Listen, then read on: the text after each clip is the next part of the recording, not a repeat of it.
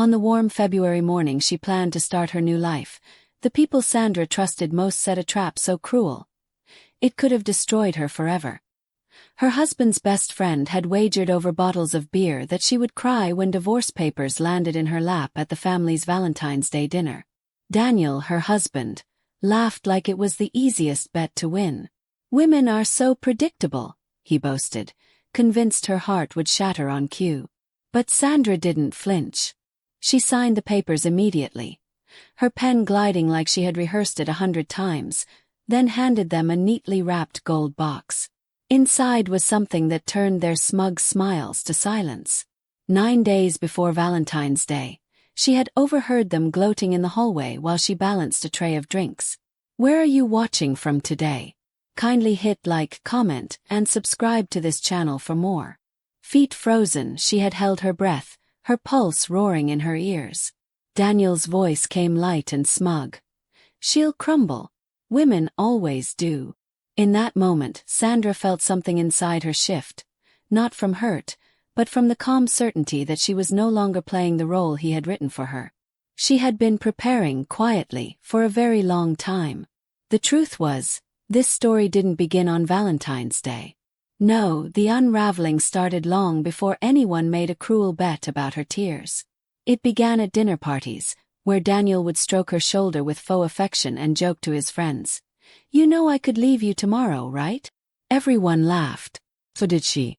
But inside, the words cut her like a sharp blade hidden under silk. With time, his sarcasm turned into subtle disapproval, mocking her red dress, criticizing her in whispers meant only for her ears. He never shouted, never raised a hand. Daniel preferred his cruelty served quietly, in the smallest moments, so it could be denied later. Sandra defended him for years, telling her best friend Miriam, "He's just sarcastic. He doesn't mean it." But Miriam's eyes told a different story. "He doesn't have to mean it, Sandra. You're disappearing." And maybe she was.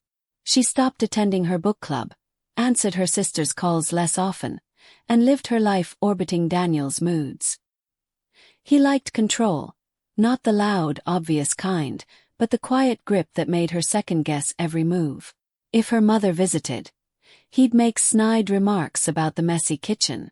If she forgot an errand, he'd mutter, "Useless," just loud enough for her to hear. She told herself it was marriage.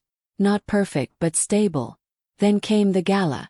It was a glittering Sunwave Holdings fundraiser, with champagne flowing and polite laughter filling the air. 2 glasses in, Daniel leaned toward her and muttered under his breath, "You're just like the rest, always wanting more, always clinging." Her face flushed with silent shame, but she said nothing. That night back home she poured him another drink and with a carefully measured tone suggested, "Maybe we should sign something, since you always joke about leaving." He laughed loudly, scrawled his name on a napkin without reading it, and tossed it aside. He forgot about it by morning. Sandra didn't. Within a day, she had it notarized, tucked safely away, and emailed to a private account Miriam had created for her, just in case. From that day, Sandra's mind began to sharpen. She didn't make any sudden moves. She still cooked his favorite meals, still smiled at his jokes, and still wore the outfits he liked. But in quiet moments, she started keeping a record, a plain spiral notebook hidden under her side of the mattress. In it, she logged every remark, every late return, every time he smelled of perfume and liquor. She wasn't plotting revenge yet, not exactly. But she was building something. Something Daniel would never see coming. Weeks later, at Sunwave Holdings' New Year kickoff party, Daniel told a group of new hires, "My wife's main hobby is overspending." The laughter that followed was loud and careless. Sandra excused herself to the restroom, looked at her reflection and whispered, "He thinks I'm breakable." She had been once, but not anymore. By the time she found a receipt for an expensive hotel room and 2 wine glasses dated on Valentine's Day the year before, a day he claimed to be on a work trip, she didn't confront him. She simply scanned it, stored it, and marked the date in her records. Over the months, Sandra became a mirror, reflecting back only what Daniel wanted to see. When he boasted, she praised. When he insulted her in public, she laughed softly. He thought she was softening. What he didn't see was that she was sharpening. Daniel grew careless. He left his phone unlocked more often, messages flashing from numbers without names. One read, "Tonight, same place." She synced his phone's data to a secure folder, then went to the kitchen and baked lasagna. That night, he ate his favorite meal, completely unaware that the walls around him were closing in. It was at a weekend barbecue that Daniel's best friend Musa leaned toward him, beer in hand, and said with a grin, "She'll fall apart if you leave her, man. Too dependent." Sandra, standing a few feet away arranging fruit on a platter, heard every word. She didn't flinch. She placed the strawberries in a perfect spiral, one red slice at a time, smiling faintly. When Daniel came over to wrap an arm around her waist, she returned the gesture. "You look beautiful today," he said. She smiled. "Thank you, sweetheart," and carried on, her mind already marking another note in the quiet calendar she kept. After that, Sandra started recording phone calls. Only the ones that mattered. Late-night whispers when Daniel let his guard down. Careless laughter over things no husband should find amusing. Each file was dated, labeled, and stored. To outsiders, she looked like the perfect wife, but inside she was building a parachute. Because when you live in a house built on cracks, you don't wait for it to collapse. You learn where to step and when to jump. Valentine's Day was approaching, and Sandra knew Daniel would choose that day to play his final card. What he didn't know was that she had already chosen it as the day she would end the game entirely. 2 weeks before Valentine's Day, Sandra found her confirmation. Daniel had been drinking heavily and fell asleep on the couch with his phone unlocked. A message popped up from someone saved only as M. It read, "She doesn't suspect a thing. I'll file on Valentine's Day. Want front row seats." Attached was a laughing emoji and a short video of a woman sobbing. Sandra didn't blink. She screenshotted the conversation, emailed it to her private account, and deleted it from his phone. That night, she lay beside him in bed, staring at the ceiling, thinking about roses, candles, and the way he had turned love into a public spectacle of cruelty. From that moment, her movements became deliberate. She checked every document, backed up every file, and made copies of everything that could matter. She visited Miriam's office with a stack of papers Daniel had signed without reading, including that infamous napkin. Miriam, now smiling with both pity and admiration, said, "He gave you the knife, Sandra. You're just deciding when to use it." They sat together drafting an addendum that would make the agreement airtight.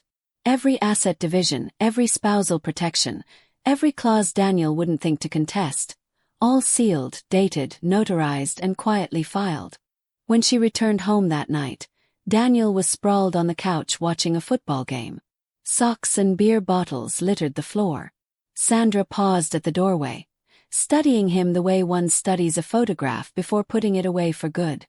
"Dinner's almost ready," she said with a smile. He didn't notice that her tone carried no warmth, only precision. That was the start of her final act, the careful performance of a devoted wife while quietly staging her exit. As Valentine's Day drew closer, Daniel became more relaxed, certain the fire in her had gone out. He left the house late at night without excuses, his phone buzzing openly on the counter. She noticed larger cash withdrawals from their joint account and marked them in her planner with small red dots. To anyone else, the book looked like meal plans and shopping lists. To Sandra, it was a battlefield map. She already knew where he would strike and exactly where she would stand when he did. On the morning of Valentine's Day, Sandra woke early. She moved through the house quietly, preparing the table with precision. She polished the silverware, folded the napkins into perfect fans, and placed a vase of fresh lilies in the center. Flowers Daniel claimed made him sneeze.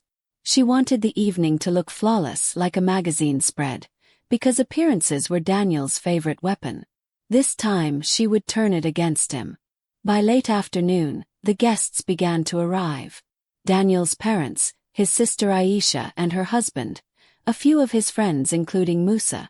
The air was thick with polite conversation and the sweet smell of roasted chicken and peppered jollof. Sandra moved among them, refilling glasses, smiling with her lips but not her eyes. Beneath her dress, her knees felt steady, her heartbeat controlled. The countdown had begun. Daniel looked particularly smug that night. He wore a navy suit with a red tie, the same shade as the roses on the table, and carried himself like a man who thought the script was his alone. He carved the chicken with exaggerated flair, making jokes about how lucky Sandra was to have him. His friends laughed the way they always did. Sandra matched his smile, nodding at his remarks, letting him believe she was still playing the same role. When the plates were nearly empty and the laughter had softened into the hum of satisfied guests, Musa leaned toward Daniel and whispered something. Sandra didn't need to hear the words. She saw the smirk on Musa's face and the slight nod from Daniel. Then Daniel tapped his glass with a butter knife, clearing his throat. "Before dessert," he began, "I have a little something for my lovely wife." Sandra's sister Aisha beamed, expecting romance. Daniel reached into his suit jacket and pulled out a plain white envelope. He walked to Sandra's seat and placed it in front of her with the confidence of a man delivering a grand punchline. "Happy Valentine's Day, darling," he said, his smile wide. A faint chuckle escaped Musa, but no one else laughed. The envelope looked out of place among the roses and candles.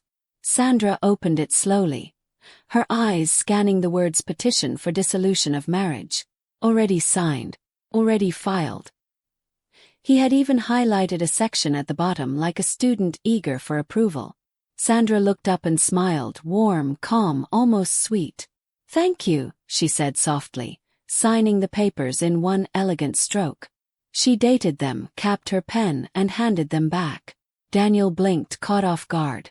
"That's it?" he asked. "That's it," she replied, reaching under the table to pull out a neatly wrapped gold box. She set it in front of him. "Your real gift," she said. Inside was the document he had signed nearly a year ago, now updated, reinforced, and filed before his own petition. His smile vanished. Daniel's fingers froze on the edge of the gold box. He pulled out the leather folder inside and began to read. His lips moved silently as he scanned the first page.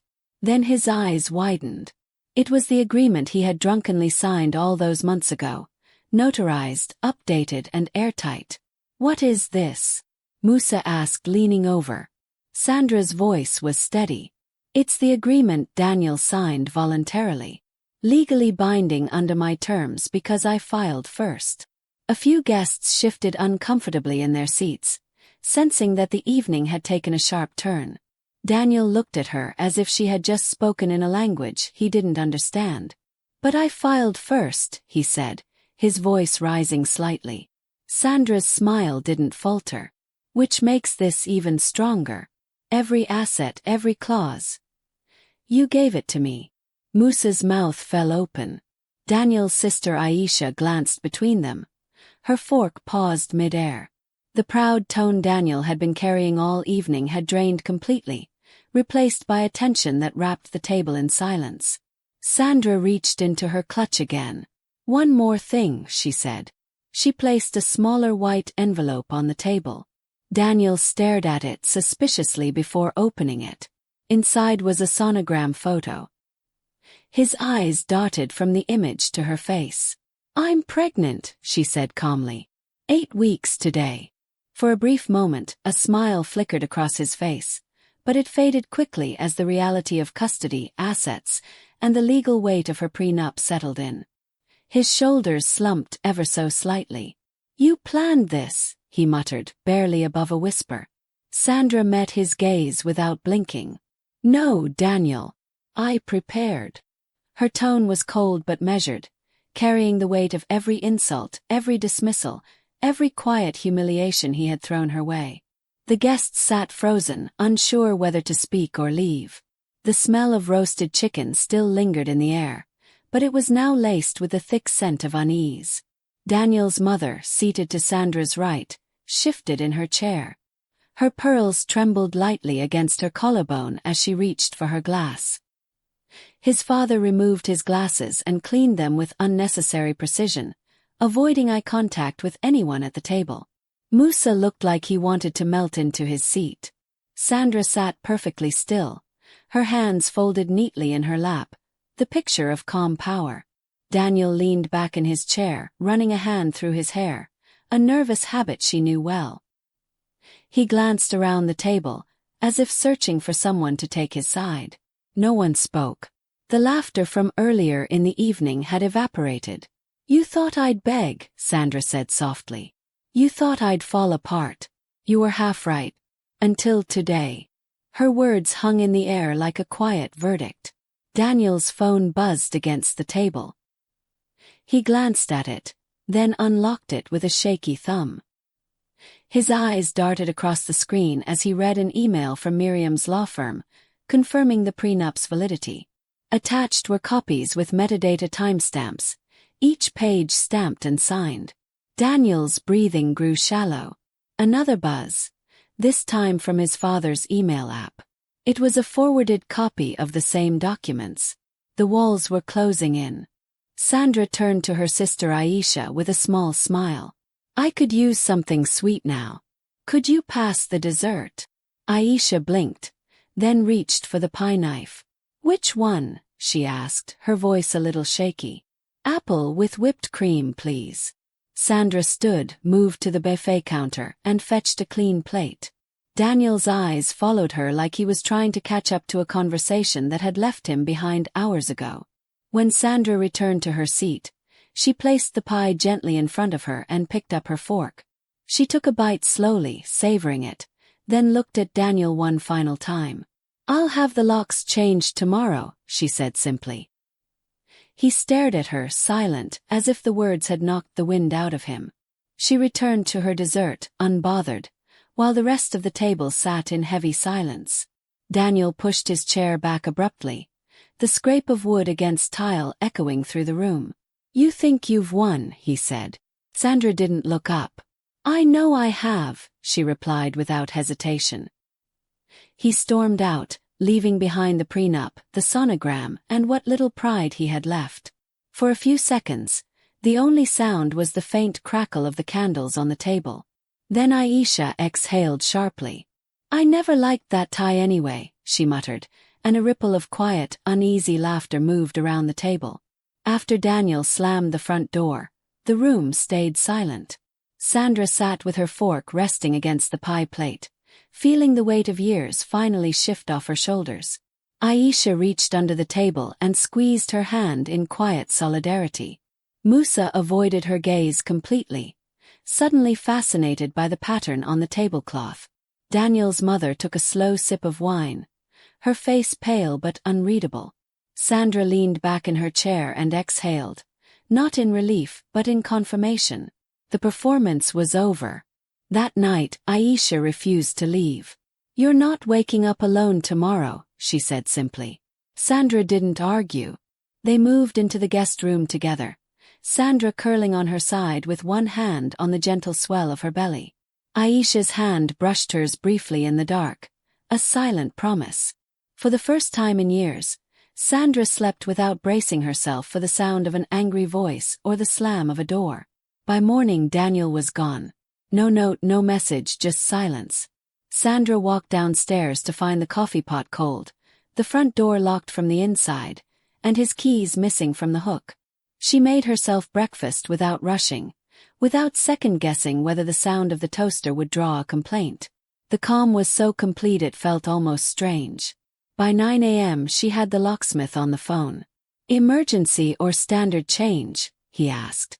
"Standard," she replied, then paused. "But make it fast."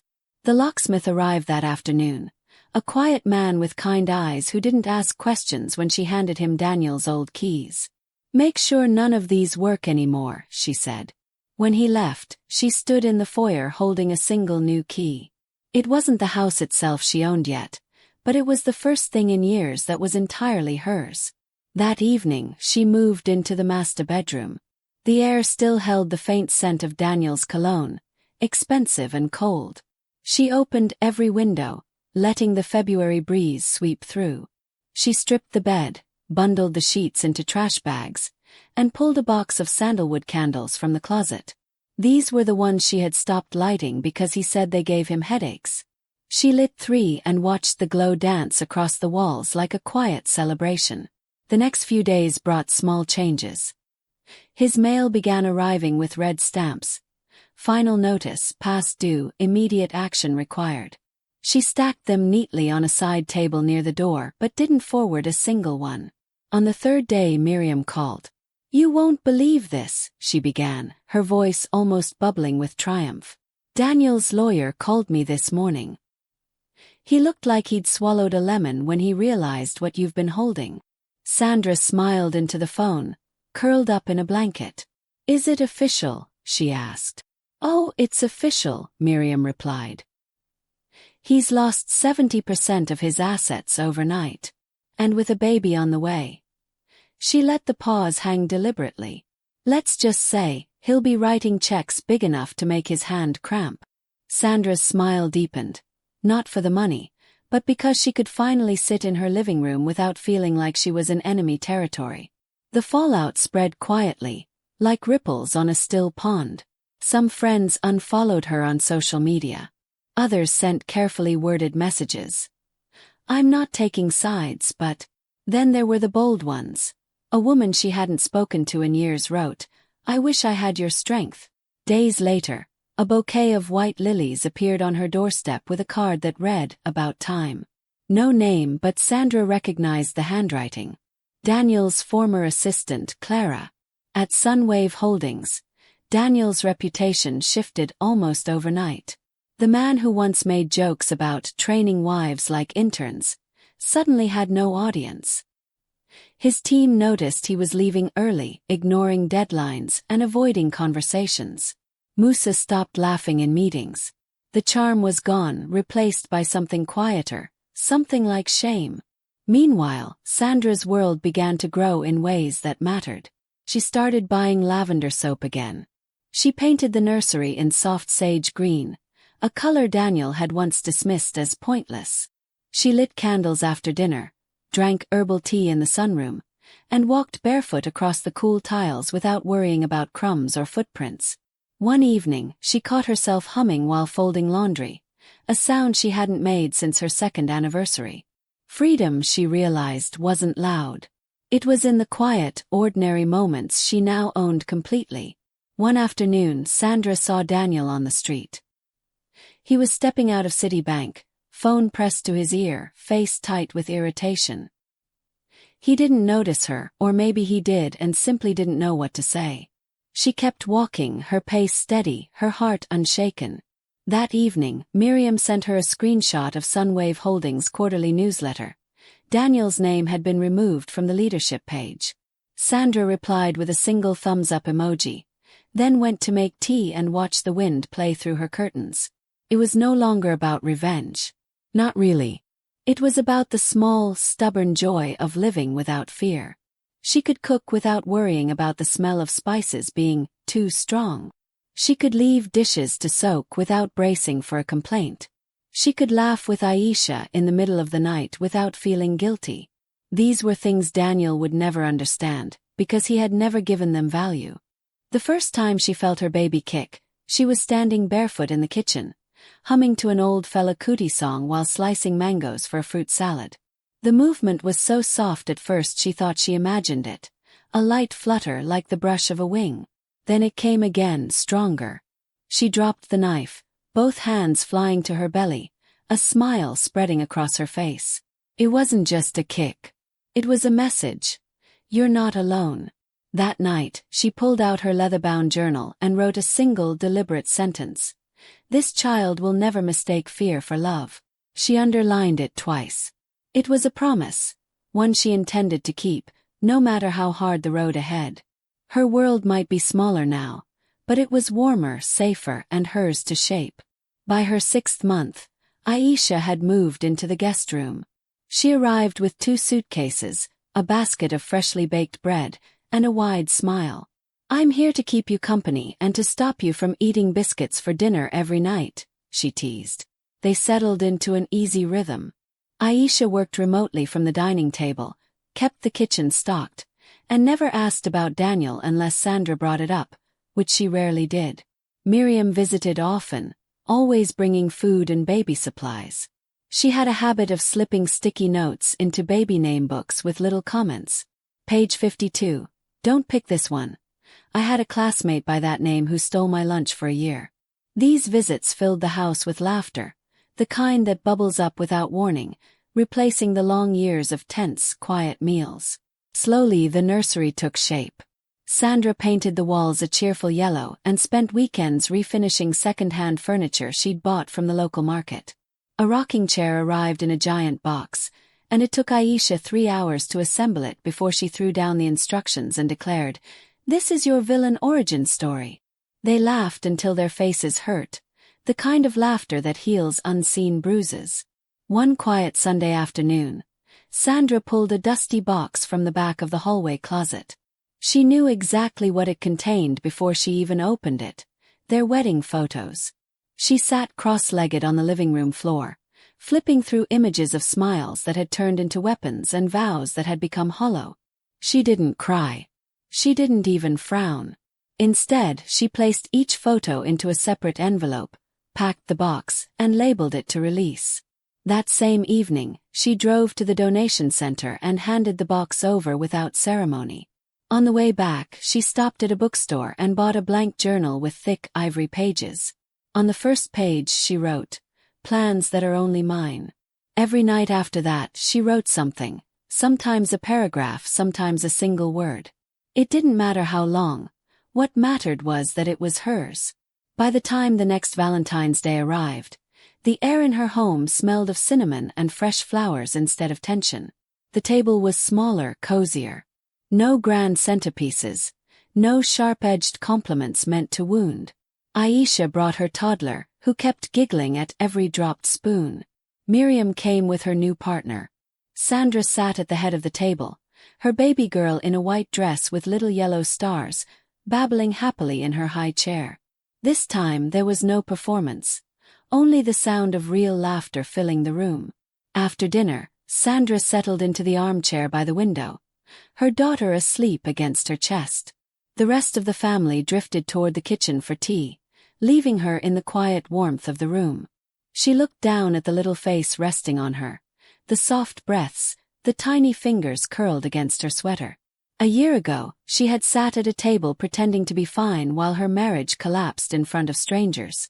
Tonight she was exactly where she wanted to be. She sipped her cocoa and whispered into her daughter's ear, "He once said I'd be nothing without him." The baby stirred slightly, a faint sigh escaping her lips. Sandra smiled. "Turns out, I'm everything without him." Outside, the February night stretched deep and calm. For the first time in years, Sandra felt her life was not just safe. It was her own, built from patience, courage, and a quiet kind of strength that didn't need to be announced to be real. Daniel's name still came up from time to time in whispers, at the market, in passing conversations. People spoke of how different he had become, how his jokes had lost their edge, how he walked like someone carrying too much weight. Sandra never joined in. She didn't need to. She understood that true victory wasn't in humiliating him further, but in no longer needing him, his approval, or even his downfall to define her peace. In the months that followed, Sandra filled her days with things that mattered. She started a small online store selling handcrafted home decor. She took early morning walks with Aisha, cooked new recipes Miriam shared, and read bedtime stories to her daughter even though she was too young to understand the words. Her laughter returned, richer than before, and her home became a place where visitors felt welcome, not weighed down. And so, in the quiet way of true African wisdom, Sandra's story became more than just hers. It was told and retold, not as a tale of revenge, but as a reminder that preparation is power, that dignity can be reclaimed without noise, and that sometimes the sweetest justice is simply to live well. On Valentine's Day, the festival of love, Sandra had turned the script. She had proven that love begins with oneself, and that when you know your worth, no one can use it against you.